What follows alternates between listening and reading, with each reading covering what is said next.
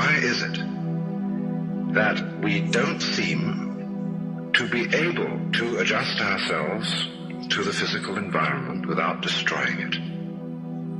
Why is it that in a way this culture represents in a unique fashion the law of diminishing returns, that our success is a failure, that we are building up, in other words, an enormous technological civilization which seems to promise the fulfillment of every wish almost at the touch of a button. And yet, as in so many fairy tales, when the wishes finally materialize, they're like fairy gold. They're not really material at all.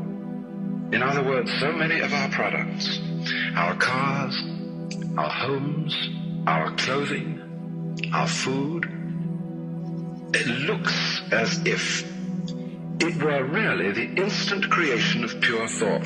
That is to say, it is thoroughly insubstantial, lacking in what the connoisseur of wine calls body. And in so many other ways, the riches that we produce are ephemeral. And as a result of that, we're frustrated. We're terribly frustrated.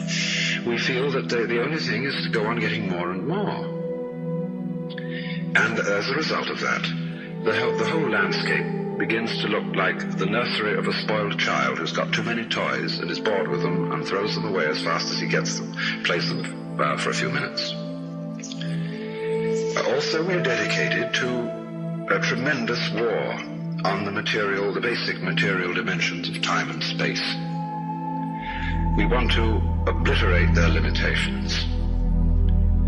We want to get everything done as fast as possible. We want to convert the rhythms and the skills of work into cash, which indeed you can buy something with, but you can't eat it. And then rush home to get away from work and begin the real business of life, to enjoy ourselves. You know, for the vast majority of American families, what seems to be the real point of life, what you rush home to get to, is to watch an electronic reproduction of life. You can't touch it. It doesn't smell, and it has no taste. You might think that people getting home to the real point of life in a robust material culture would go home to a colossal banquet or an orgy of lovemaking or a riot of music and dancing. But nothing of the kind.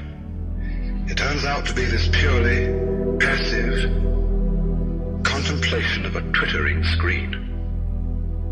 You see mile after mile of darkened houses with that little electronic screen flickering in the room. Everybody isolated, watching this thing, and thus in no real communion with each other at all. And this isolation of people into a private world of their own is really the creation of a mindless crowd. And so we don't get with each other, except for public expressions of getting rid of our hostility, like football or prize fighting. And even in the spectacles one sees on this television, it's perfectly proper to exhibit people slugging and slaying each other, but oh dear no, not people loving each other, except in a rather restrained way.